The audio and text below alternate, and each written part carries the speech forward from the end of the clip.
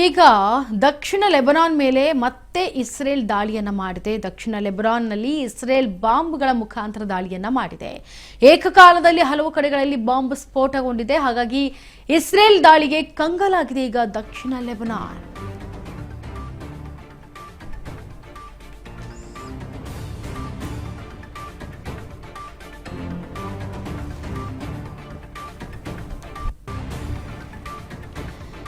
Iran, Israel, America ನಡುವೆ ನಡೀತಾ ಇರುವಂತಹ ಈ ಯುದ್ಧದಲ್ಲಿ ಈಗ ಇಸ್ರೇಲ್ಗೆ ಬೆನ್ನೆಲುಬಾಗಿ ನಿಂತಿದ್ದು, ಬೂಸ್ಟ್ ಅನ್ನ ಕೊಟ್ಟಿದ್ದು ವಿಶ್ವದ ದೊಡ್ಡಣ್ಣ ಅಮೆರಿಕ. ಸೊ ಈಗ ಇದರ ಬೆನ್ನಲ್ಲೇ ಇರಾನ್ಗೆ ಸಣ್ಣ ಪುಟ್ಟ ರಾಷ್ಟ್ರಗಳು ಈಗ ಅವರಿಗೆ ಸಹಾಯವನ್ನ ಮಾಡ್ತಾ ಇದ್ರು. ಅದರಲ್ಲಿ ಲೆಬನಾನ್ ಕೂಡ ಒಂದು.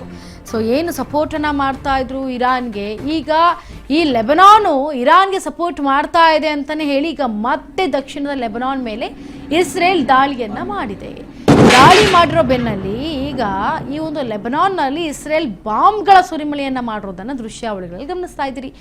ಏಕಕಾಲದಲ್ಲೇ ಹಲವು ಕಡೆ ಬಾಂಬನ್ನು ಸ್ಫೋಟಗೊಳಿಸಿರೋದು ಗಮನಿಸ್ತಾ ಇದ್ದೀರಿ. ಯಾವ ರೀತಿಯಾಗಿ ಒಂದು ಡಿಸ್ಟೆನ್ಸ್ನಲ್ಲಿ ಏಕಕಾಲದಲ್ಲೇ ಒಂದೊಂದು ಕಡೆ ಈಗ ಬಾಂಬನ್ನು ಸಿಡಿಸಿರೋದನ್ನ ಗಮನಿಸ್ತಾ ಇದ್ದೀರಿ.